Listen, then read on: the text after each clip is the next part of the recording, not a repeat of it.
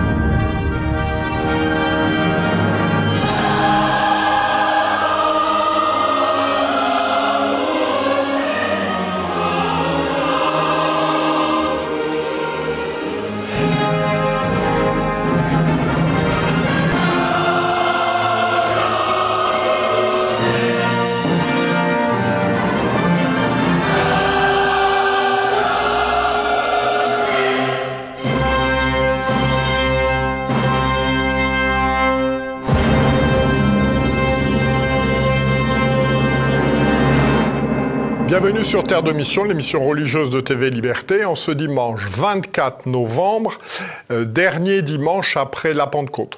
3 séquences, tout d'abord à l'occasion de la sortie le 4 décembre prochain par Sage Distribution d'un film intitulé Guadalupe 2024, Guadeloupe, mère de l'humanité.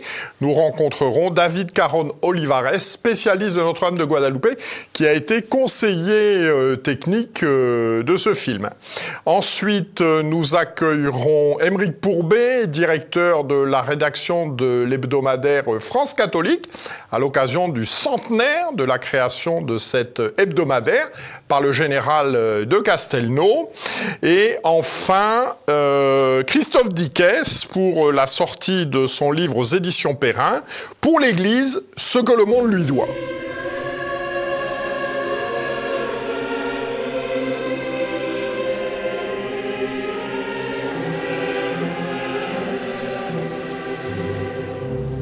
Bonjour David Caron Olivares. Bonjour Jean-Pierre Mogendre. Donc vous avez été conseiller historique d'un film qui sera dans les salles à partir du 4 décembre prochain, qui est diffusé par Sage Distribution, qui s'intitule Guadalupe 2024, Guadeloupe, mère de l'humanité. Alors, en quoi consistent les apparitions dites de Notre-Dame de Guadeloupe en 1531 au Mexique, un paysan mexicain, Juan Diego? Juan Diego est né en 1474 à Cuautitlán, dans une ville qui était sous la domination de l'empire de Texcoco, donc sous l'influence de la culture toltèque. Et Juan Diego a baigné sur cette culture toltèque qui lui a appris qu'effectivement, donc, il s'attendait la venue d'un seul et unique Dieu. Et Juan Diego attendait ça dans son cœur. Puis, il fut baptisé en 1524 par les premiers franciscains à l'âge de 50 ans. Donc il était prêt dans son corps pour être le témoin des apparitions de Notre-Dame de Guadeloupe en 1531. Le 9 décembre 1531, quand il se rendait à Tlatelolco, au Mexico, pour entendre les choses de Dieu, donc participer à ses cours de catéchèse, il va donc rencontrer pour la première fois Notre-Dame de Guadeloupe qui va se présenter à lui d'une manière étonnante. Il va lui dire « Je suis Santa Maria, ta mère, et celle de toutes les hommes de cette terre qui m'aiment, me parlent, me prient et se confient à moi. » Et elle se présente à lui comme mère de l'humanité.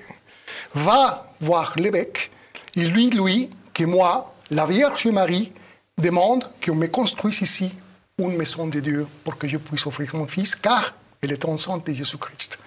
Juan Diego va, demande à l'évêque, il va être mis à l'épreuve, l'évêque ne le croit pas, il va lui demander de revenir plus tard pour qu'il faut qu'il étudie l'objet de sa demande. Juan Diego, attristé, revient voir Notre-Dame de Guadeloupe pour lui dire « Ma petite demoiselle, il faudrait que tu choisisses quelqu'un d'autre, quelqu'un qui soit plus noble que moi. Non, je t'ai choisi toi, c'est toi mon messager. Demain, tu iras voir l'évêque une 12e fois. » Juan Diego va, l'évêque va lui demander un signe. « Quel genre de signe voudrais-tu, monseigneur ?» L'évêque ne répond pas. Juan Diego revient voir Notre-Dame de Guadeloupe. L'évêque a besoin d'un signe. Pas de problème. Viens me voir demain, je te donnerai les signes. Le lundi 11 décembre, Juan Diego ne vient pas au rendez-vous avec Marie, parce que son oncle est malade. Il reste au chevet de son oncle, qui va lui demander, à la fin du lundi, d'aller à Tlatelolco pour qu'il arrive prêtre, pour l'aider à mourir, le confesser et l'aider à mourir. Juan Diego s'acquitte de la tâche et il va rencontrer pour une 4e fois la Vierge Guadalupe qui va venir à sa rencontre. « Où vas-tu, mon fils? Où te diriges-tu » Un oncle à moi se meurt. Mon fils, mon petit dernier, sois sans angoisse. Ne suis-je pas ici, moi qui suis ta mère? N'es-tu pas sous mon ombre et sous ma protection? Ne suis-je pas la source de ta joie de vivre? N'es-tu pas au creux de mon manteau où je croise mes bras? As-tu besoin de quelque chose d'autre? On est dans le corps du message. Donc, que la maladie de ton oncle ne t'afflige, car il ne mourra pas de ce qu'il a. Donc, il guérira l'oncle, il accomplira son premier miracle. Donc, maintenant, occupons-nous du signe pour l'évêque. Monte sur le sommet de la colline où tu m'as vu la première fois. Là, tu trouveras des fleurs. Et Juan Diego verra des fleurs, tu verras des fleurs. On est en hiver, très tôt le matin, à 2400 mètres d'altitude. Donc, il est très difficile d'y avoir des fleurs, bien évidemment. Normalement, il n'y a pas de fleurs. Mais Juan Diego ne doute pas. Il monte, il va trouver des fleurs qui ne sont pas d'ici. Des fleurs de rose de Castille, que l'évêque reconnaîtra. Il va venir pour donner les fleurs à l'évêque, et au moment de les donner, et donc dévoiler sa tilma, c'est là où l'image de Notre-Dame de Guadalupe va s'imprimer à jamais. L'évêque tombera à genoux, il pleurera, il demandera pardon. Et c'est cette image que nous vénérons à Mexico depuis 1531. Alors, qu'y a-t-il de mystérieux, de miraculeux sur cette tilma? Sans aucun doute, un des miracles les plus passionnants de l'événement guadeloupéen, c'est la fabuleuse conservation de cette tilma qui était tissée par des Indiennes avec des fibres de cactus. Et donc, normalement, la durée de vie moyenne de cette fibre végétale, qui n'était pas traitée, parce que les Indiens ne connaissaient pas les traitements chimiques, était de 20 ans. Puis, la rugosité de cette tilma est telle qu'aucun peintre oserait de peindre sur elle. Donc, il devrait préparer la tilma avec de l'apprêt pour pouvoir prendre dessus, alors qu'il n'y en a pas. Il n'y a pas de préparation quelconque sur cette tilma. Donc, cette tilma pose beaucoup de questions à la science. Donc, quand on voit toutes les études qui ont été réalisées, donc, on se demande comment se fait-il qu'elle n'a pas été détériorée. D'autant plus que, pendant plus d'un siècle, elle fut exposée sur cette petite église construite donc, pour Notre-Dame de Guadalupe, sans aucune protection. Les Indiens venaient la vénérer, imposer ses chapelets, éclairer des cierges, avec toute la corrosion ultraviolette des cierges, etc., etc., une atmosphère salpêtreuse, parce que les lacs de Texcoco étaient d'eau salée. Comment se fait-il que cette tilma tienne toujours? Puis, en 1785, un orfèvre qui voulait la nettoyer a versé de l'acide nitrique à 50% de concentration. On voit la tache toujours sur le côté droit de la tilma. Mais cet acide nitrique, il n'a pas détruit la tilma. Et en 1921, quelqu'un a voulu la détruire en posant une bombe à côté de l'image de Notre-Dame de Guadalupe. La bombe a fait explosion. On a entendu le bruit de la bombe à kilomètres à la ronde, qui a brisé les vitraux de la basilique. Mais la vitre qui protégeait la tilma n'a pas été endommagée. Comment est-ce possible? Donc cette tilma, elle est là pour l'éternité, parce que c'est la Vierge Marie qui est dessus. Donc c'est le cadeau que Notre-Dame de Guadalupe a offert à l'humanité. Et puis il y a d'autres miracles dont vous ne parlez pas, mais il faudra voir le film ou lire votre livre. C'est ce que l'on voit dans les yeux, c'est le positionnement des étoiles qui correspondent à la nuit telle qu'elle était ce jour-là. Tout ça est très mystérieux, voire miraculeux. Alors que représente Notre-Dame de Guadalupe dans la conscience collective des catholiques mexicains? Donc Notre-Dame de Guadalupe est omniprésente au Mexique. Ceux qui ont allé au Mexique pour la première fois, ils verront une image de Notre-Dame de Guadalupe pratiquement dans toutes les églises, pratiquement dans toutes les maisons, pratiquement dans tous les lieux, même dans les restaurants, dans les hôtels, etc., dans les industries, dans les entreprises. Il y a un niche pour Notre-Dame de Guadalupe. Notre-Dame de Guadalupe est un symbole d'identité nationale, est une synthèse culturelle du Mexique. L'image de Notre-Dame de Guadalupe est considérée comme le pont de ralliement entre la culture indigène et les Espagnols. Elle est considérée également comme cet symbole qui synthétise cette identité mexicaine d'une nouvelle civilisation métissée. Puis, Notre-Dame de Guadalupe est aussi symbole d'unité nationale. un ralliement entre toutes les différentes classes sociales du Mexique et également de tout type de sensibilité religieuse. Mais elle est aussi une mère. Elle est aussi une mère qui est là, sur la basilique de Guadalupe, qu'elle attend ses enfants, qui viennent lui demander de leur porter secours, de grâce, intercession, dans tous les aspects de la vie. Le sanctuaire Notre-Dame de Guadalupe est le plus visité au monde, avec plus de 20 millions de visiteurs chaque année. Donc, sans aucun doute, Notre-Dame de Guadalupe est au centre de l'histoire, la culture et la religion du Mexique. Elle est plus qu'une dévotion mariale. Elle est aussi une mère qui est là, donc, à côté de ses enfants pour porter secours et consolation. Contre la légende noire de la conquête espagnole du Mexique et de l'Amérique latine, que nous disent ces apparitions? Je pense que Notre-Dame de Guadalupe offre un très fort contrepoint contre cette histoire ou cette légende noire. Quand on voit la première apparition, elle choisit l'âme de l'or. Elle choisit un Indien. Elle choisit un Indien, il va dire à l'Indien, va voir l'évêque, qui est un Espagnol. L'évêque va mettre du temps à croire, mais après, il recevra le miracle. Et tous les deux, ils vont se mettre au travail ensemble, Indiens et Espagnols, pour construire cette petite église.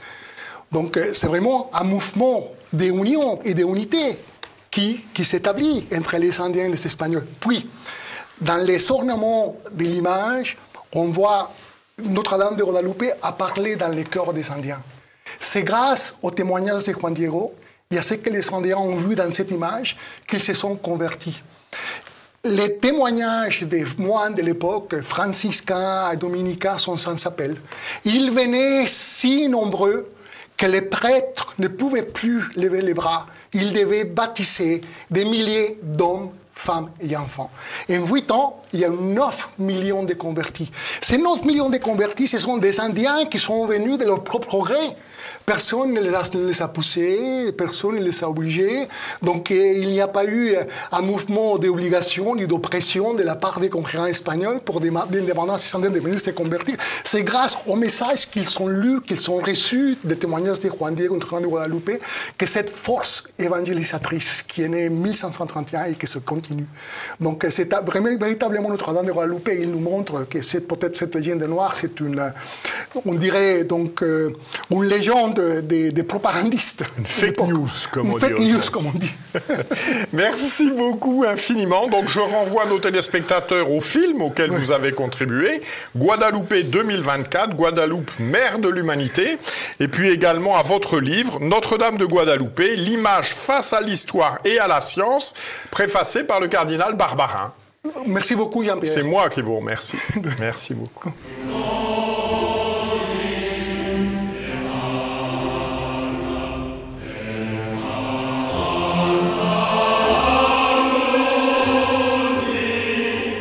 Bonjour Aymeric Pourbet. Bonjour Jean-Pierre. Donc vous êtes directeur de la France catholique qui vient de publier un numéro spécial à l'occasion de ses 100 ans. 100 ans, donner des racines au futur. Alors quel est le contexte de la création de France catholique il y a 100 ans, donc en 1924? Absolument. Alors le contexte, c'est l'arrivée au pouvoir du cartel des gauches, c'est-à-dire le retour après la Première Guerre mondiale d'un gouvernement donc d'union des socialistes et des radicaux de gauche, avec dans leur carton des projets de loi anticléricaux. C'est par exemple supprimer le statut spécial de l'Alsace-Moselle, c'est rompre les relations diplomatiques avec le Saint-Siège et un certain nombre de mesures comme ça vexatoires à l'encontre des catholiques. Et pour le général de Castelnau, qui est le fondateur de France catholique, c'est insupportable parce que c'est un soldat qui n'a pas démérité, loin de là, pendant la Première Guerre mondiale. Il a été même auréolé, je dirais, de succès dans l'Est notamment. C'est la bataille du Grand Couronné. À Verdun, c'était lui vraiment l'homme qui a été l'opérationnel, qui a permis justement de résister. Et donc, il a eu 2 fils tués dans mon 3 fils. 3 fils. 3 fils. Donc effectivement, en plus, il a ce combat-là qu'il a à supporter et il ne peut pas supporter de voir que les catholiques qui ont participé, qui ont donné leur sang pendant la Première Guerre mondiale soient ostracisés à nouveau, comme en 1905. C'est-à-dire, voilà, la loi de 1905 au départ était vraiment contre les catholiques. Et donc il crée une fédération d'hommes, Fédération nationale catholique, qui a regroupé jusqu'à 2 millions d'adhérents, ce qui est considérable. Hein. Aujourd'hui, on ne verrait pas l'équivalent, évidemment. Et France catholique, qui a été son organe d'expression. Ce qui est extraordinaire, là aussi, c'est que c'est un combat qui a été gagné, ce qui n'est pas si fréquent au XXe siècle et jusqu'à de nos jours pour les catholiques, puisque un an plus tard, le gouvernement Herriot recule sur ses lois et démissionne, et finit par démissionner. Donc, il a en quelque sorte gagné son combat et sa bataille. Alors, donc, quelle est la ligne éditoriale dès le début, à l'origine ?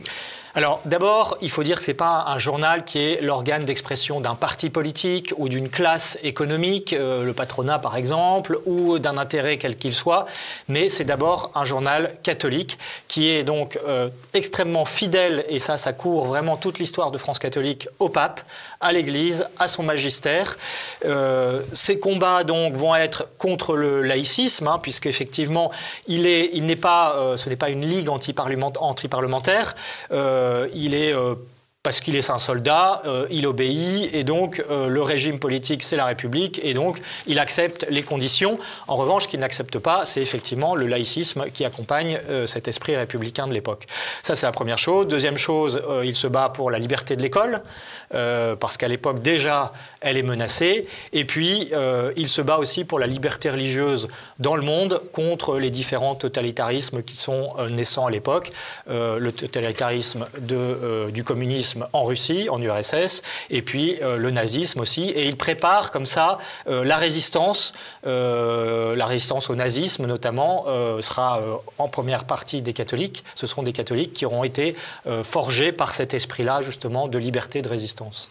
Alors, quelles ont été les personnalités marquantes qui ont écrit ou qui ont eu la responsabilité de France catholique lors des 100 années qui viennent de passer? Ce qui est intéressant, c'est que ce sont des personnalités très diverses. Vous avez comme immédiat successeur du général de Castelnau, Jean Lecourt Grand-Maison, qui est un homme de culture, qui est enterré d'ailleurs à l'abbaye de Kergonan, hein, il a sa tombe là-bas. Et puis Jean de Fabrègue, qui fera du journal, après avoir été encore une fois un journal de combat, un journal militant, va devenir plutôt un journal de combat culturel. Parce que Jean de Fabrègue, qui est un homme de culture, se rend compte qu'après la Seconde Guerre mondiale, c'est ça qui va vraiment profondément influencer la société qui est en train de changer. Et voilà, France catholique est alors vraiment l'organe qui regroupe tous ceux qui sont catholiques comme le pape, comme le bon Dieu, si je puis dire, et qui s'opposeront par exemple à un journal comme Témoignage chrétien qui prend des options qui sont très différentes. Et donc voilà, il y aura vraiment cette opposition, ces deux pôles dans la presse catholique confessionnelle, mais qui à l'époque a un rayonnement qui dépasse largement les frontières des fidèles et des croyants. Alors, quel est le positionnement actuel de cette publication, dont je rappelle qu'elle est un hebdomadaire? Exactement. Alors, le positionnement, finalement, il n'a pas tellement changé. Hein. C'est en se plongeant dans l'histoire qu'on s'est rendu compte, finalement, que ce soit sur le laïcisme, quand on pense, par exemple, à la statue de Saint-Michel au Sable d'Olonne ou à la statue de la Vierge Marie sur l'île de Ré, que le combat il demeure. Sur l'école libre, évidemment, là aussi, ça n'a pas beaucoup changé. En revanche, qu'on a peut-être rajouté depuis quelques années, c'est la dimension de transmission. Parce que est passée par là la fameuse crise de la transmission, notamment la transmission de la foi, avec des résultats catastrophiques, que ce soit les inscriptions au catéchisme, le nombre de baptêmes des enfants. Bon, tout ça, on le connaît. La déchristianisation est passée par là. Et donc, il faut vraiment qu'on se tourne vers les générations futures. C'est pour ça qu'on a pris comme devise, en quelque sorte, donner des racines au futur. Hein. On ne renie rien du passé, parce qu'on n'a rien à renier d'abord, et parce qu'on considère que l'Église n'a pas commencé dans les années 60. Hein, donc c'est vraiment l'enseignement de l'Église de toujours. Et en même temps, cet enseignement, ces trésors de la foi, il faut les transmettre, pas que de la foi d'ailleurs, il y a aussi la culture française, qu'il faut transmettre aux générations suivantes pour tout reconstruire. Et donc voilà, c'est notre ambition à notre modeste mesure. Alors, pouvez-vous justement nous présenter ce numéro? Que contient-il? Un numéro un peu exceptionnel. Voilà, alors d'abord, on s'est plongé longuement dans les archives, et avec bonheur aussi dans les archives du journal. On en publie quelques extraits parce que certains éditoriaux du général de Castelnau et d'autres n'ont pas pris une ride, hein, finalement. Et on a repris tous ces combats-là dont on a parlé, en montrant comment ils continuent d'hier à aujourd'hui, donc à partir des archives pour les combats d'hier, et puis en reprenant voilà, les sujets d'actualité. Finalement, j'en ai cité quelques-uns. On parle de l'école. Alors, il y a les combats pour la vie qui ont qui se sont rajoutés, puisqu'à l'époque de Castelnau, ça se posait pas tellement. Mais finalement, voilà, il y a une grande continuité, même si les temps ont changé. En revanche, les questions éternelles, si je puis dire, elles demeurent. Et donc, voilà, on s'inscrit dans cette grande et longue continuité avec cette volonté, encore une fois, on se reconnaît comme héritier, mais aussi comme passeur, parce que c'est indispensable pour le monde de demain. Par exemple, on a fait un cahier pour enfants, dont on parle également dans ce numéro spécial hors série. Voilà, et puis on présente un petit peu les différentes participations de France Catholique à travers plusieurs médias. On présente l'équipe aussi. Nos lecteurs étaient contents de voir, puisqu'on a une politique, si je puis dire, en cette matière, c'est qu'on ne montre jamais et on ne met pas en avant les journalistes eux-mêmes. On considère ce qui est important, c'est le message, c'est pas les trombines des journalistes. Alors bon, parfois ça peut leur déplaire, mais c'est aussi une précaution, une prudence, hein, encore une fois, de ne pas flatter démesurément les égos, et on sait bien que dans les médias, c'est quelque chose qui peut être une tendance ou une tentation. Donc voilà. Ne voir que la lumière, ne pas regarder le chandelier. Ah, c'est magnifique. On espère en tout cas laisser passer la lumière le plus possible, effectivement, ou en tout cas ne pas être le fil qui se prend pour l'électricité, pour reprendre une autre formule. Ah, très beau ça aussi. Voilà.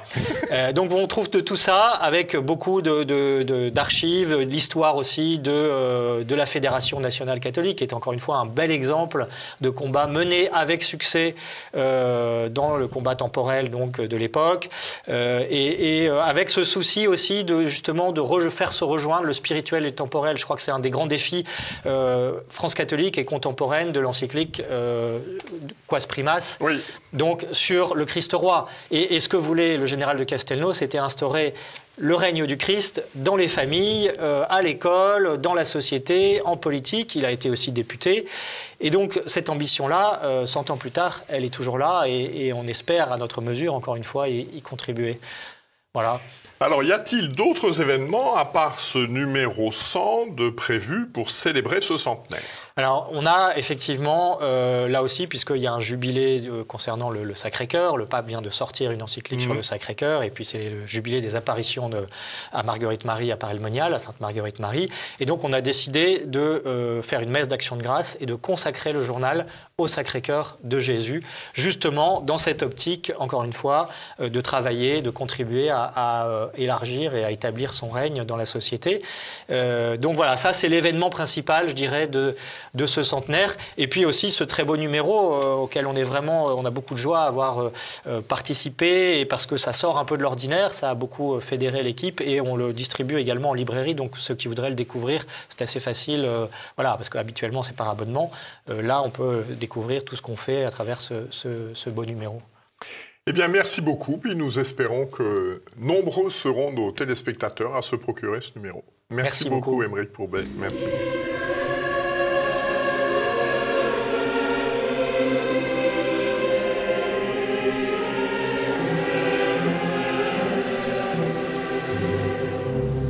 Bonjour Christophe Dickès, vous venez de publier aux éditions Perrin « Pour l'Église, ce que le monde lui doit ». Alors on parle aujourd'hui beaucoup de sécularisation, de déchristianisation des sociétés occidentales.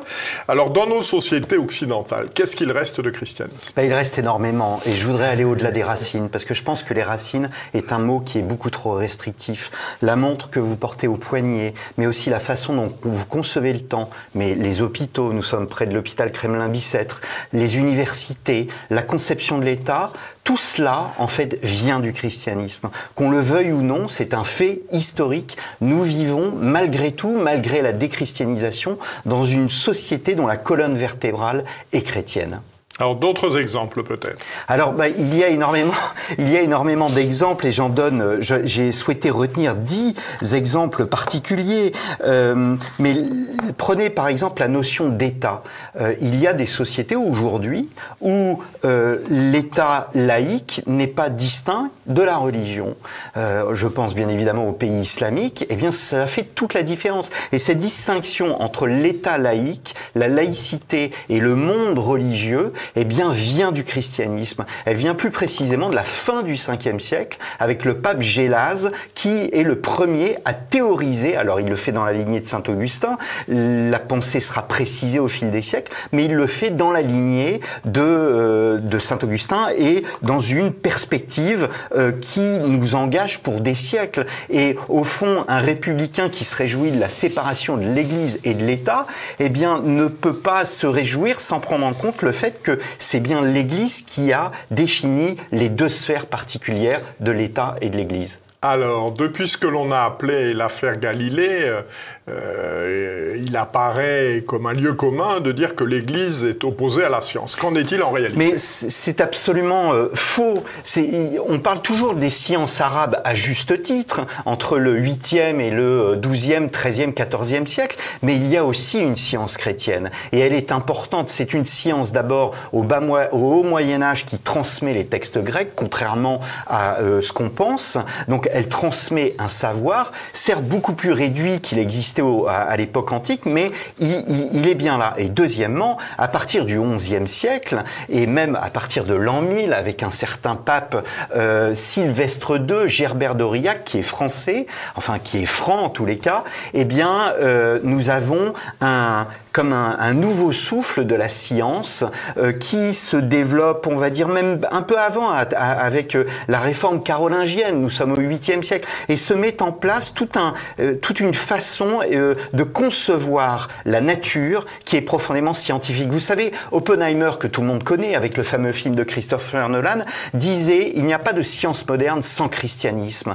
Et c'est reconnaître la paternité au christianisme de vouloir comprendre la terre ici-bas. Parce que la nature est une création divine, eh bien la nature doit être comprise, parce que comprendre la nature, c'est une façon d'approcher Dieu. Et c'est exactement ce que pensent les médiévaux. L'époque médiévale pense exactement comme cela. Et de l'époque médiévale jusqu'à nos jours, eh bien vous avez des personnages scientifiques qui peuplent l'histoire de l'Église et qui sont extrêmement importants.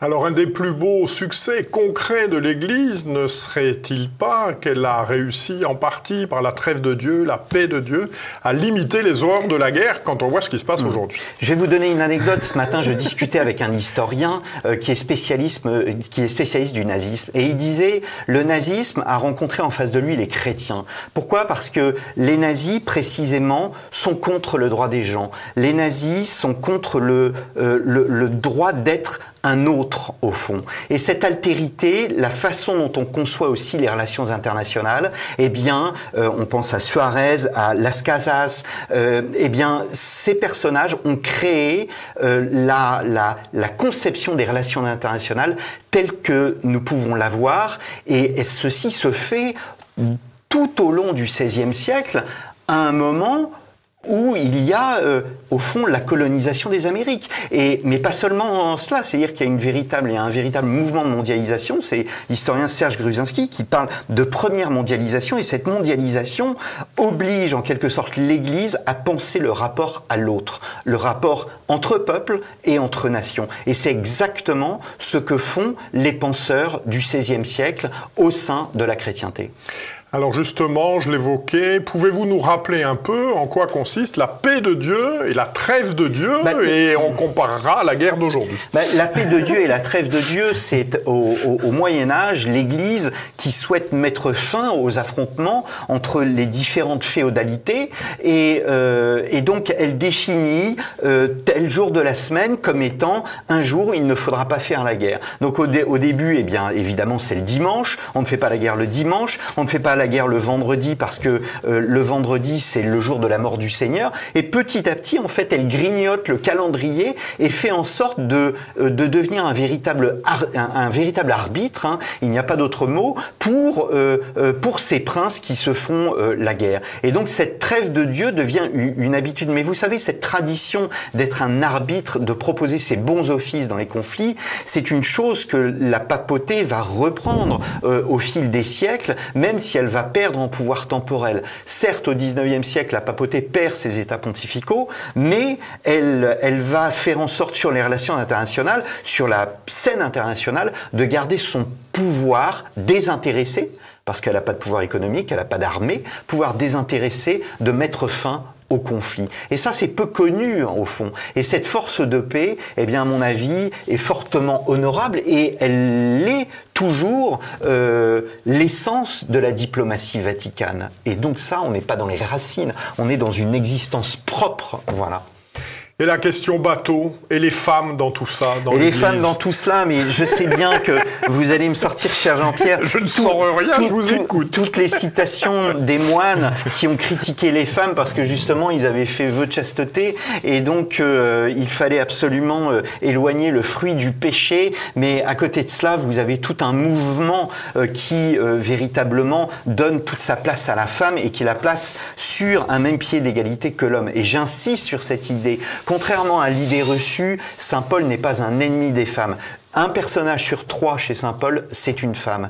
Et il y a des saints... Ça, c'est très bien développé au début. Voilà, c'est très bien développé. Enfin, j'ai développé ça dans mon ouvrage. Mais c'est la fameuse phrase de Pierre Lombard, si vous voulez. Bossuet disait que la femme était le produit d'un os surnuméraire, sous-entendu de la côte d'Adam. Mais en fait, Pierre Lombard disait, lui, ce qui est misogyne en soi, mais Pierre Lombard, lui, disait que si la femme était...